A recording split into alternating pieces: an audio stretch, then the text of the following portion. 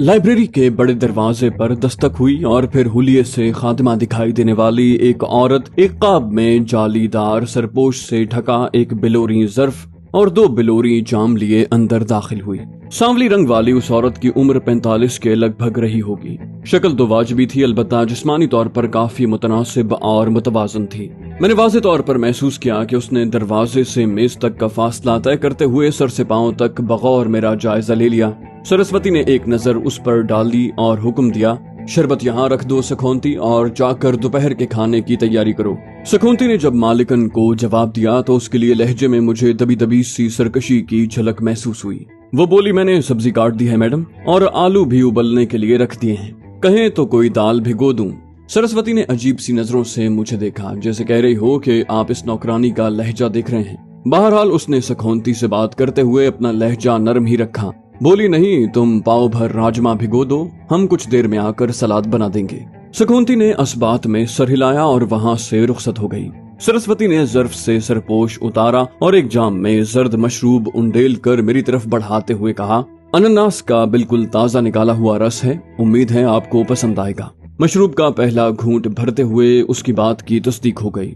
मैंने अनानास का इतना लजीज रस जिंदगी में पहले कभी नहीं चखा था। मैंने 3 घूंट में जाम खाली किया और दिल खोल कर मशरूब की तारीफ की। उसने शुक्रिया अदा करते हुए दूसरा जाम भर के मेरी तरफ बढ़ाया। बोली, 100 के करीब पौधों पर मुश्तमिल अनानास का ये खेत भी मिर्जा इस्माइल के तोहफे के तौर पर इंडियन एयरफोर्स के हिस्से में आया था। हमने अनानास की पैदावार बरकरार रखने के लिए केरला से ताल्लुक रखने वाले एक माली को खुसूसी तौर पर यहाँ तैनात करवाया है। अनानास के रस से लुत्फानंदोज होते हुए मैंने एक बार फिर मिर्जा इस्माइल की किताब उठा ली। कहा, यह किताब बिलाशुबा एक इंतहाई काबिल कदर और नादिर तारीखी दस्तावेज की हैसियत रखती है और इस कुतुब खाने से इस्तिफादे का बेहतरीन आगाज है। मेरी बात सुनकर सरस्वती ने मुस्कुराते हुए कहा, हम ये किताब पढ़ चुके हैं, इसके मुंदरजात पर बात करके हम आपके मुताल्ले का लुत्फ बर्बाद नहीं करेंगे। अलबत्ता ये तस्दीक जरूर करना चाहते हैं कि ये बिलाशुबा एक दिलचस्प और काबिल मुताल्ला किताब है। मैंने सताइश भरी नजरों से उसे देखा और कहा, यकीन करें, आपकी शख्सियत मुझे बार बार हैरान कर देती है। आपकी जगह कोई और खातून होती तो अपनी लियाकत और खुश ज़ौक़ी साबित करने के लिए सबसे पहले ये बात जताती और अब तक इस किताब का आधा मतन मुझे बता चुकी होती। मेरी बात सुनकर वो खिलखिलाकर हंस पड़ी और मुझे लगा कि मोतियों की माला टूटकर पुख्ता फर्श पर बिखर गई है। उसने कदर शनासी पर मेरा शुक्रिया अदा किया। फिर यकयक उस पर हल्की सी उदासी तारी हो गई। कदर तवक्कुफ के बाद उसने कहा, मिर्जा हुमायूं ने ये किताब बजाते खुद मिश्रा के हवाले करते हुए फरमाइश की थी कि वो इसे पढ़कर अपनी राय दें, लेकिन मिश्रा ने उसे खोलने की भी जहमत न की और हमारी जबानी मतन का खुलासा सुनकर मिर्जा हुमायूं पर अपनी काबिलियत झाड़ता रहा। मैंने अपने लहजे को हत्तुल इम्कान हमदर्दाना रखते हुए कहा, ये तो खैर उन्होंने कुछ अच्छा नहीं किया, लेकिन शायद अपनी मसरूफियात की वजह से उसके पास 200 सफ़ात की ये कहानी पढ़ने के लिए वक्त ही न हो। मेरी बात सुनकर उसके चेहरे पर एक जहरीली मुस्कुराहट उभरी। बोली, हाँ, ऐसे कामों के लिए उसके पास वक्त नहीं है, लेकिन 2 दिन के लिए फॉरेन गेस्ट हाउस में ठहरने और लांबा की मुहैया करता वेश्याओं के साथ रंगरलियां मनाने के लिए फुर्सत ही फुर्सत है। सरस्वती अपने शौहर के किरदार के बारे में पहले भी ढके चुके अल्फाज में बात कर चुकी थी, लेकिन उसने इस कदर वाज़े अल्फाज में मिश्रा पर संगीन इल्जाम लगाया था कि मैं चंद लम्हों के लिए सुन होकर रह गया। मैं फैसला नहीं कर पा रहा था कि किन अल्फाज में अपना रद्द अमल जाहिर करूं। बिलाखिर मैंने एक एक लफ्ज एहतियात से चुनते हुए कहा, ये सुनकर मुझे बहुत अफसोस हुआ सरस्वती जी, आप यकीनन तस्दीक के बाद पूरे यकीन से ये बात कर रही हैं। मैं सोच भी नहीं सकता था कि एयर कमोडोर इतने कमजोर किरदार के मालिक होंगे। आपसे हमदर्दी के साथ साथ मुझे शदीद हैरत भी है कि आप जैसी हसीनो जमील, बावकार और खुश ज़ौक़ खातून का शौहर होने के बावजूद मिश्रा जी को बाजारी औरतों के साथ मुंह काला करने की क्या जरूरत है। उसने गहरी सर्द आह भरते हुए कहा, ये घर की मुर्गी दाल बराबर वाला मामला नहीं है रोहित जी। मिश्रा फितरतन एक कमीना, मतलब परस्त और गलीज फितरत इंसान है। वो अपने फ्लाइट लेफ्टिनेंट के जमाने में भी ऐसी शर्मनाक हरकतों में मुलव्विस था जब हम बिल्कुल जवान साल और आज के मुकाबले में कई गुना दिलावेज और पुरकशिश हुआ करते थे। हमें अफसोस है कि अपनी निजी जिंदगी के इस कदर हसास पहलू के बारे में बात करके खामखा आपको जहनी खलफिशार में मुब्तला कर रहे हैं। बात यह है कि हमें बहुत दिन के बाद कोई ऐसी हमदर्द हस्ती मिली है जिसके सामने अपने दिल का गुबार निकाल सकें और अपनी महरूमियों का रोना रो सकें। میں نے اس کی بات غور سے سنی اور پھر مزید ہمدردی اپنے لہجے میں بھرتے ہوئے کہا، میں تہہ دل سے ممنون ہوں کہ آپ نے مجھے اس اعتماد کے قابل سمجھا۔ مجھے آپ سے دلی ہمدردی ہے۔ مشرا جی کا آپ سے یہ سلوک ازحد نامناسب اور بے جا ہے۔ میں تو اسے بدقسمتی کہوں گا جو آپ جیسی اعلیٰ صفت ہستی کی ناقدری کا مرتکب ہو رہا ہے۔ سرسوتی نے گہرے رنج کی کیفیت میں میری بات پر محض سر ہلا کر شکریہ ادا کرنے پر اکتفا کیا اور پھر وہ اچانک اٹھ کر کھڑی ہو گئی۔ بولی، ہمارا خیال ہے ہمیں اب آپ سے اجازت لینی چاہیے۔ یاسیت کی یہ شدت ہمارے اعصاب توڑ کر رکھ دے گی اور ہم کئی دن کے لیے بستر سے لگ جائیں گے۔ میں نے اپنے لہجے میں شوخی لاتے ہوئے کہا، ایسا نہ کہیں محترمہ، آپ بیمار ہو گئیں تو مجھ سے یہ ٹھکانہ چھننے کا خطرہ پیدا ہو جائے گا۔ ابھی تو بطور شاگرد آپ نے مجھ سے اردو کا پہلا سبق بھی نہیں پڑھا۔ میں فی الحال اوپر والے کی عطا کردہ یہ جنت چھوڑنے کی بالکل خواہش نہیں رکھتا۔ جائیں اور میرے لیے اپنی نگرانی میں اچھا سا کھانا تیار کروائیں۔ اناناس کے رس میں بھوک تیز کرنے کی غیر معمولی صلاحیت ہوتی ہے۔ اس کا مزاج بحال کرنے کی میری کوشش کامیاب رہی اور اس کے لبوں پر ایک بار پھر خوشگوار مسکراہٹ کھیلنے لگی۔ کچھ دیر مزید گپ شپ کرنے کے بعد وہ واقعی وہاں سے چلی گئی۔ میں نے اس کے رخصت ہوتے ہی ایک بار پھر کتاب کھول لی، لیکن ابھی میں پیش لفظ میں مرزا اسماعیل کی طرف سے یہ خود نوشت لکھنے کے محرکات پڑھنے کے بعد اشاعت کے مراحل میں معاونت کرنے والے گوروں کے ناموں تک ہی پہنچا تھا کہ لائبریری کے دروازے پر ایک بار پھر ہلکی سی دستک ہوئی اور سکھونتی اندر داخل ہوئی۔ بولی، عقل کرنے کے لیے شمع کرنا روہت جی، میں برتن لینے آئی ہوں۔ اس کا یہ سب کہنا غیر ضروری تھا، لہٰذا مجھے یہ سمجھنے میں مشکل پیش نہ آئی کہ وہ مجھ سے بات کرنے کا بہانہ ڈھونڈ رہی ہے۔ لہٰذا میں نے جھٹ سے نہایت دوستانہ لہجے میں کہا، میں تمہارے آنے سے بالکل پریشان نہیں ہوا سکھونتی، بلکہ میں تو خود آپ کا شکریہ ادا کرنا چاہتا ہوں۔ بہت مزے کا رس پلایا آپ نے۔ میری بات سن کر وہ یکلخت خوش ہو گئی اور مسکراتے ہوئے کہا، دھنیہ واد روہت جی، آپ مجھے بہت بھلے منوش لگتے ہیں۔ میں نے کہا، اچھے لوگوں کو دوسرے لوگ بھی اچھے ہی لگتے ہیں۔ برا نہ لگے تو پوچھ سکتا ہوں کہ تمہارا تعلق کس علاقے سے ہے، کیونکہ تم کنڑ تو ہرگز نہیں ہو۔ اس نے پرجوش لہجے میں کہا، نا جی، میں تو ہاپوڑ کی ہوں۔ میرے پتا شیام گڑھ سے میری ماتا کو بیاہ کر وہاں لائے تھے۔ میں نے کہا، واہ واہ، پھر تو سمجھو تم میرے ہی علاقے کی ہو۔ دلی سے تو ہاپڑ صرف 40 میل کے فاصلے پر ہے۔ وہ خوش ہو کر بولی، اچھا تو تم دلی والے ہو، اتنی گاڑی اردو بولتے ہو۔ میں سمجھی مشرا جی اور میڈم کی طرح تم بھی لکھنؤ کے ہو۔ میں نے کہا، بس ہماری زبان ملتی ہے سکھونتی، ہم دلی والوں کے دماغ میں نوابوں والی اکڑ نہیں ہوتی۔ میری بات سن کر اس نے برا سا منہ بنایا، بولی، ان نوابوں کی سچائی مجھے پتا ہے روہت جی، اس بات کو جانے دو۔ یہ بتاؤ کہ تم کھانے میں مرچی تیکھی کھاتے ہو یا تھوڑی؟ میں نے کہا، مرچی تو کم ہی رکھنا، بس ساتھ ثابت ہری مرچ ضرور ہونی چاہیے۔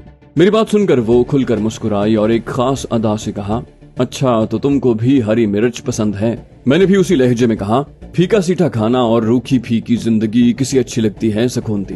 میری بات کا جانے اس نے کیا مطلب لیا، وہ زور سے ہنس پڑی اور معنی خیز مسکراہٹ کے ساتھ کہا، پھر تو مشرا جی کے ساتھ تمہاری خوب جمے گی، مگر جو کچھ بھی کرنا ہو میڈم سے بچ کر ہی کرنا۔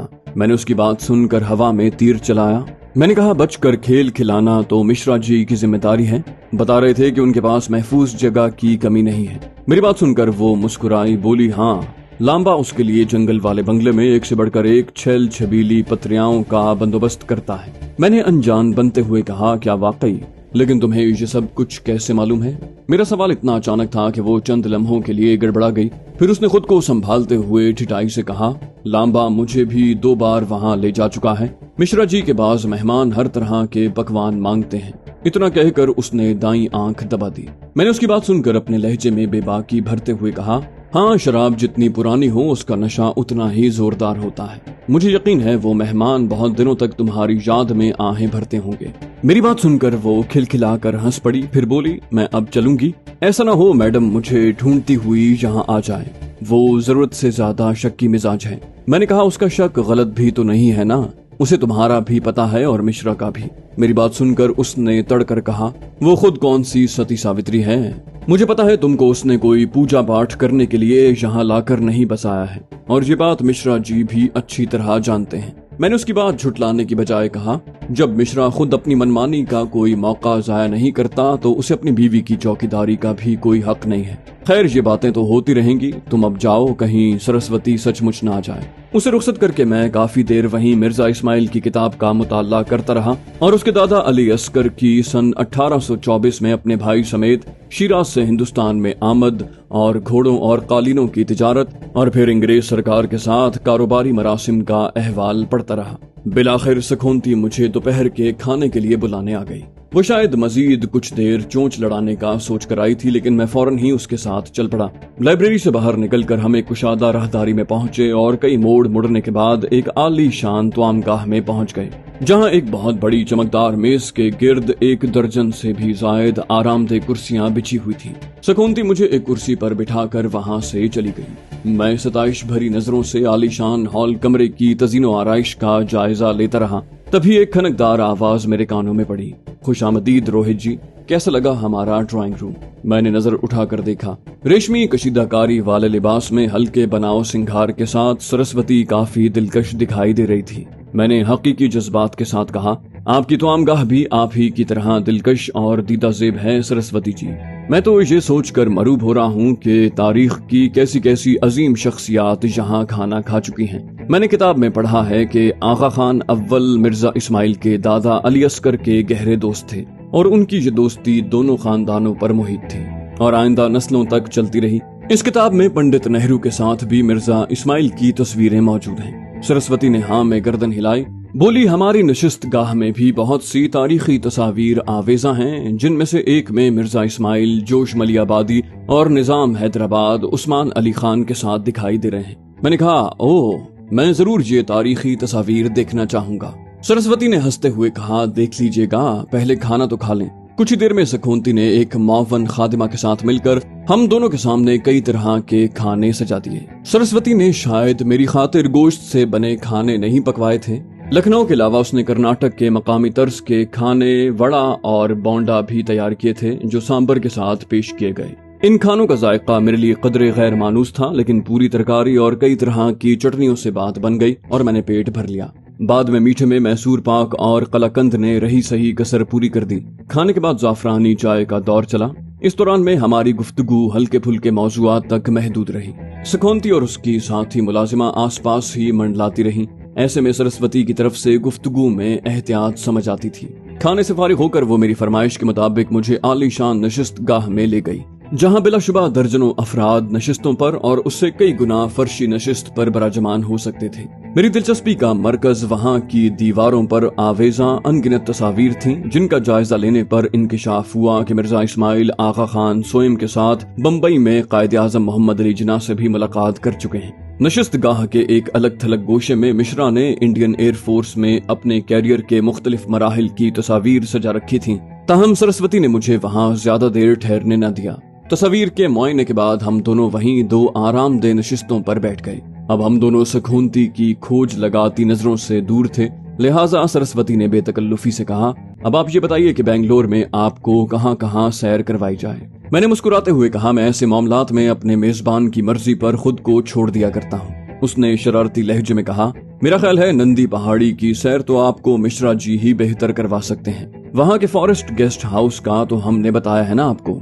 मैंने मुस्कुराते हुए हाँ में गर्दन हिलाई तो उसने कहा, तो फिर कल पहले सुल्तान टीपू के महल की सैर करवाते हैं, लेकिन ये सोचकर चलिएगा कि जी भर के पैदल चलना पड़ेगा। मैंने अपने लहजे में मिठास भरते हुए कहा, आप जैसा हम सफर साथ हो तो फासले के तवील होने की फिक्र कौन बदजौक करेगा सरस्वती जी। मेरी बात सुनकर वो एक खास अदा से मुस्कुराई और फिर कहा, अगर आपके पास दिल मोह लेने वाली बातों का जखीरा है तो जरूरी नहीं कि आप मौका मिलते ही अपने हथियार आजमा डालें। मैंने उसी फिदा होने वाले लहजे में कहा, ऐसा न कहें मोहतरमा, मैं झूठ बोलने से हर मुमकिन गुरेज करता हूँ और मैंने अपनी दिली कैफियत बयान की है। आप पर तो हजरत दाग देहलवी का बयान करदा अहवाल पूरा उतरता है कि साज यकीना साज क्या जाने, नाज वाले नाज क्या जाने, जिनको अपनी खबर नहीं अब तक वो मेरे दिल का राज क्या जाने। मेरा तीर ऐन निशाने पर लगा। एक तजुर्बाकार पुख्ता उम्र औरत होने के बावजूद उसका चेहरा फरते जज्बात से किसी 16 साल की अल्हड़ लड़की की मानिंद गुलनार हो गया और आंखों में एक खुमार सा छा गया। वो चंद लम्हों तक मेरा चेहरा देखती रही, اس نے کچھ کہنا چاہا لیکن جذبات کے غلبے کی وجہ سے وہ فوری طور پر بولنے سے قاصر رہی۔ میں جانتا تھا کہ چاہے جانے سراہے جانے کی کبھی تسکین نہ پانے والی خواہش نے اسے بھی بے بس کر دیا ہے۔ اسے خود کو سنبھالنے میں کچھ دیر لگ گئی۔ اس دوران میں نے اسے مخاطب کرنے کی کوشش نہ کی۔ وہ بولی تو اس کی آواز جذبات سے بوجھل تھی۔ بولی، یہ دل بڑی نامراد شے ہے، عقل بیچاری کی ایک نہیں چلنے دیتا، ڈھلتی خزاں میں چڑھتی بہار کے خواب دکھاتا ہے اور پھر دماغ پر خمار طاری کر کے یہ گمان کرنے پر مجبور بھی کر دیتا ہے کہ یہی سچ ہے۔ آج سے 30-32 سال پہلے چاہت کا پہلا دھوکہ کھا کر اپنے آپ سے عہد کیا تھا کہ اب زندگی بھر اس سنہرے جال میں نہیں الجھیں گے، لیکن یہ کمبخت دل جانے کتنی بار اس عہد سے بھٹکا چکا ہے، گمراہ کر چکا ہے، اور آج آپ پھر ہمیں اس راہ پر چلنے کی دعوت دے رہے ہیں جہاں ہمیشہ کانٹوں نے ہی استقبال کیا ہے۔ خیر، اب تو ہمارے پاس کھونے کے لیے کچھ بچا ہی نہیں، اور تلوے بھی اتنے بے حس ہو چکے ہیں کہ کسی چبھن کا احساس ہی نہیں ہوتا۔ وہ جو مرزا غالب کہہ گئے ہیں نا، پھر دل طواف کوئے ملامت کو جائے ہے، پندار کا صنم گدا ویراں کیے ہوئے۔ اس کے لہجے میں ایسی حسرت تھی کہ دل میں کچھ ندامت سی ہوئی کہ اپنا مطلب پورا کرنے کے لیے اسے کیسے سہانے خواب دکھا رہا ہوں، لیکن ظاہر ہے میں اس معاملے میں خود بے بس تھا، لہٰذا میرے پاس اپنا شہد ذائقہ جال مزید پھیلانے کے علاوہ کوئی چارہ نہیں تھا۔ میں نے دھیمے لہجے میں کہا، یہ سب نصیب کے کھیل ہیں سرسوتی جی، کون کس کو ملتا ہے، کون مل کر بھی بچھڑ جاتا ہے، اور کبھی کبھی تو ایسا ہوتا ہے کہ کوئی کسی کی خاطر جان سے گزر جاتا ہے اور متعلقہ فریق کو اس کا احساس ہی نہیں ہو پاتا۔ وہ جو چچا غالب نے ہی کہا ہے نا، ہم نے مانا کہ تغافل نہ کرو گے لیکن خاک ہو جائیں گے ہم تم کو خبر ہونے تک، اس لیے دل کی بات بتا دینے میں ہی عافیت ہے۔ اس نے میری بات سن کر کہا، آپ کا کہنا درست ہے، لیکن ہم سب تو ہر دم ہر قدم پر مجبوریوں کے غلام بنے ہوتے ہیں۔ دل کی بات کہہ ڈالنا اتنا آسان ہوتا تو بات ہی کیا تھی۔ اسے بحث پر آمادہ پا کر میں نے کہا، آپ نے درست کہا، لیکن آپ کی طرح اس ناچیز نے بھی نوعمری سے ہی جانے کتنی بار دل شکنی کے عذاب سہے ہیں، مگر آخر ایک سبق سیکھا کہ دل کی بات دل میں دبائے رکھنے میں سراسر گھاٹا ہے، اظہار ہی سب سے بہتر حکمت عملی ہے۔ خواب میں زیادہ انکار ہی سننے کو ملے گا نا، ٹھکرائے جانے کا قلق وقت کے ساتھ دھیما پڑ جاتا ہے، لیکن اپنے دل کا حال دل ہی میں پوشیدہ رکھنے کا پچھتاوا تا دم مرگ روح کو اذیت دیتا رہتا ہے۔ انسان جیتا ہے نہ مرتا ہے۔ میری بات سن کر وہ گویا تڑپ اٹھی، بولی، آپ نے یہ سب کہہ کر ہمارے دل کے زخم ہرے کر دیے ہیں روہت جی، کاش ہمیں بھی درست وقت پر یہ بات سمجھ آتی، ہم بھی مسترد ہونے کی توہین، ٹھکرائے جانے کی ہزیمت کے خوف سے آزاد ہو کر اپنا حال دل کہہ ڈالتے، تو شاید ہمیں یوں زندگی بھر محرومیوں کے صحرا میں بھٹکنے، روز جینے روز مرنے کی اذیت سے نہ گزرنا پڑتا۔ آپ نے درست کہا، انکار کی چوٹ اپنا حال نہ بتا پانے کے پچھتاوے کے مقابلے میں قابل برداشت ہے۔ کون جانے وہ شخص بھی کچھ ایسے ہی خدشات میں گرفتار ہو کر زبان کھولنے سے گریزاں رہا ہو۔ اس کے لہجے میں ایسی بے پایا محرومی اور اداسی تھی کہ میں چاہتے ہوئے بھی نہ پوچھ پایا کہ وہ کس تیرا بخت کا ذکر کر رہی ہے۔ ہمارے درمیان خاصی دیر تک یاسیت بھری خاموشی چھائی رہی۔ بالآخر اس نے اپنے آپ کو سنبھال لیا اور پھر خاصے شگفتہ لہجے میں کہا، ہمارے درمیان اتنے حساس معاملات پر اتنی طویل بات چیت ہو چکی ہے، لیکن ہم نے آپ سے وہ سب کچھ نہیں پوچھا جو عام بیبیاں گفتگو کے پہلے چند منٹ میں ہی پوچھ لیا کرتی ہیں۔ میں نے پوچھا، مثلاً؟ اس نے ہلکا سا قہقہہ لگا کر کہا، مثلاً یہ کہ کیا جناب کی شادی ہو چکی ہے؟ اگر ہو چکی ہے تو کتنا عرصہ ہوا ہے، کتنے بچے ہیں، کتنے لڑکے کتنی لڑکیاں، ان کی عمریں کیا ہیں، بڑے ہیں تو کس کی شادی کی؟ میں نے اس کی بات سن کر بے ساختہ قہقہہ لگایا اور کہا، آپ نے یہ بالکل قرین حقیقت بات کی، بلکہ اگر لکھنؤ کے مسلمان خاندان کے پروردہ ہوتے تو اس سوال کا اضافہ بھی ہوتا کہ گھر میں بیگمات کتنی ہیں۔ بہرحال آپ کے سوال کا جواب یہ ہے کہ کراچی میں برسوں پہلے والدہ کے اصرار پر ایک مرتبہ شادی کے بندھن میں گرفتار ہوئے تھے، لیکن شاید ہمارے لچھن ہی ایسے ہیں کہ وہ محترمہ ہمیں زیادہ عرصہ برداشت نہ کر پائیں اور علیحدگی اختیار کر کے اپنے والدین کے گھر جا بیٹھی، اور پھر تقسیم ہند کے ہنگامے میں سب کچھ بکھر گیا۔ ہم اپنے اہل خانہ سمیت نقل مکانی کر کے دلی آ گئے، ان کے خاندان کا ہمیں کچھ عطا پتہ نہیں ہے۔ میری تراشی ہوئی کہانی سن کر اس نے افسوس کا اظہار کیا۔ میں نے کہا، اس میں اظہار تاسف کی کوئی گنجائش نہیں ہے سرسوتی جی، جو کچھ ہوا شاید ہم دونوں کے حق میں اچھا ہی ہوا۔ آپ نے ساحر لدھیانوی کی مشہور نظم موڑ کا وہ بند تو پڑھا ہوگا، تعارف روگ ہو جائے تو اس کا بھولنا بہتر، تعلق بوجھ بن جائے تو اس کا توڑنا اچھا، وہ افسانے جسے انجام تک لانا نہ ہو ممکن، اسے ایک خوبصورت موڑ دے کر چھوڑنا اچھا۔ سرسوتی نے کہا، ہاں بہت خوبصورت نظم ہے، اور واقعی اس طرح کی صورتحال کی نہایت عمدگی سے عکاسی کرتی ہے۔ सुना है साहिर जी ने अमृता प्रीतम के लिए लिखी थी। मैंने कहा अमृता जी के लिए नहीं, बल्कि अपनी ताजा तरीन महबूबा सिद्धा मल्होत्रा से जुदाई के गम में ये नौहा लिखा है। अमृता प्रीतम के बाद तो वो लता मंगेशकर से भी ताल्लुक उस्तवार करके मसमार कर चुके हैं। सुना है ये नज्म बहुत जल्द किसी फिल्म में भी इस्तेमाल होने वाली है। इस नज्म की शान नुज़ूल अपनी जगह पर बहुत दिलचस्प है, लेकिन दिलदोज भी। आप कहें तो अर्ज करूं। उसने गहरे इश्तियाक का इजहार किया तो मैंने बताया, आप भी जानती हैं कि बासलाहियत गुलकार होने के साथ साथ सिद्धा मल्होत्रा इंतहाई हसीन भी हैं, लिहाजा हुस्न परस्त साहिर उनके इश्क में गिरफ्तार हो गए। लेकिन साहिर के मुसलमान होने की वजह से सिद्धा के वालिदैन इस शादी के खिलाफ थे, लिहाजा उन्होंने सिद्धा की कहीं और मंगनी कर दी। ये खबर निकली तो कुछ अहले दिल ने एक इमारत की छत पर शाम साहिर मनाने का एहतमाम किया, जिसमें आखिरी बार सिद्धा मल्होत्रा भी शामिल हुई। उस महफिल में गुलकारों ने साहिर के नगमे अलापे और खुद सिद्धा मल्होत्रा ने भी साहिर के गीत सुनाए। यही वो मौका था जब साहिर ने अपनी ये मशहूर नज़्म चलो एक बार फिर से अजनबी बन जाएं हम दोनों भी सुनाई। सरस्वती ने खोए खोए लहजे में कहा, वाकई बहुत दिल दुखी कर देने वाला किस्सा है, खुसूसन इसलिए कि सिर्फ मजहब की आड़ लेकर दो प्यार भरे दिलों को एक होने से रोक दिया गया। मैंने बगौर उसके चेहरे की तरफ देखते हुए कहा, लेकिन दो अलग अलग मजहब से वाबस्तगी बहरहाल ऐसे ताल्लुक के बिल आखिर टूट जाने की एक ठोस वजह है।